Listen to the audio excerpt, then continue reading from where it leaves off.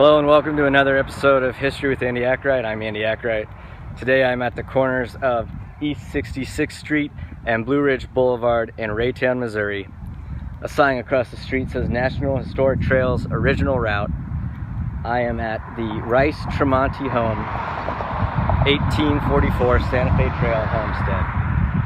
And I want to talk to you about something, but not that house. Now, it is marked with many signs. The Rice-Tremonti home, Santa Fe, Oregon, California National Historic Trails, Daughters of the American Revolution, marked this spot in 1909 as a spot from the Santa Fe Trail.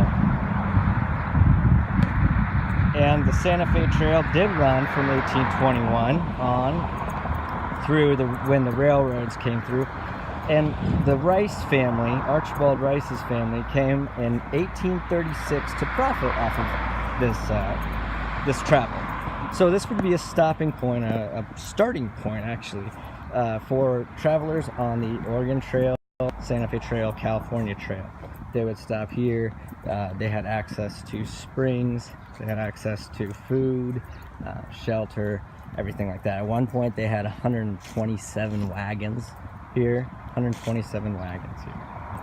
And we see from the Raytown Historical Society, 1844 homestead, Aunt Sophie's slave cabin, campsite on the Santa Fe Road, owned by Archibald Rice family, 1836 to 1902. It's the slave cabin we're going to talk about. Now, this is the oldest home in Jackson County. Jackson County is the westernmost county across from Johnson County, Kansas. So it's on the border of Kansas and Missouri, and it holds Kansas City, Missouri, is within Jackson County. Now, this is the oldest home. 1844 is when it was built. It is Gothic Revival style. It has stood the test of time. In fact, when Order 11 came about in 1863 to destroy all homes in Jackson County because of fear of Confederate sympathizers, this home for some reason was not destroyed. So it survived. Now, there were three owners, the Rice family, then there were the Lows and the Tremontis. Now, the Lows didn't do as much, so it's known as the Rice-Tremonti home. But you can see why it would be a good place to stop. Of course, it's right on the trail, but we have wells and we have spots where there's access to ground, perhaps springs, perhaps storage, and a lot of timber around, good timber. It is a beautiful home, a large home. It was a home for somebody who is very wealthy. But we're here to talk about this house. This house is Aunt Sophie's slave cabin.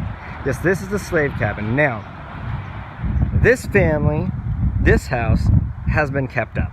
This house has been preserved. They kept this one up, but they didn't keep this one up. Now, it could be because they didn't recognize the significance of it. They care, and they didn't know that it was going to be significant. And if they did, they probably wouldn't be proud of why it's significant. So this is Aunt Sophie's slave cabin. Now, it is rebuilt. It was rebuilt in 2004 with antique materials, so it looks the same as it would have looked back then.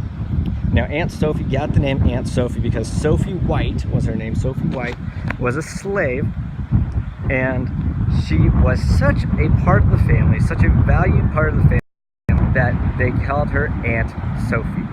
Yes, Aunt Sophie. Such a valuable part of the family. There's their house.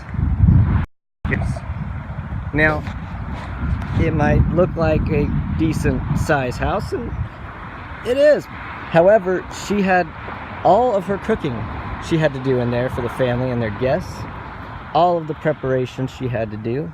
She had to do their laundry, their tasks, everything, and she lived there. Meanwhile, they lived here while she did all that for them. And here it stands.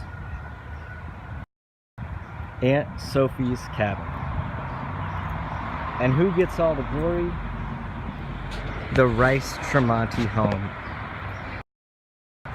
Slave owners, Missouri was a slave state, but slave owners that were cowards, they retreated to Texas in 1861 to avoid conflict in the Civil War.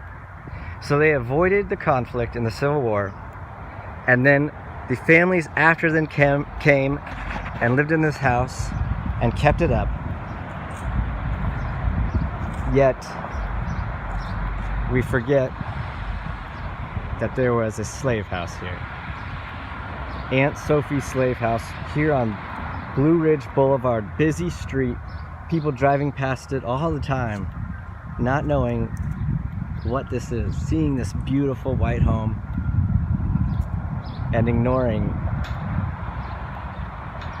this ironically brown house.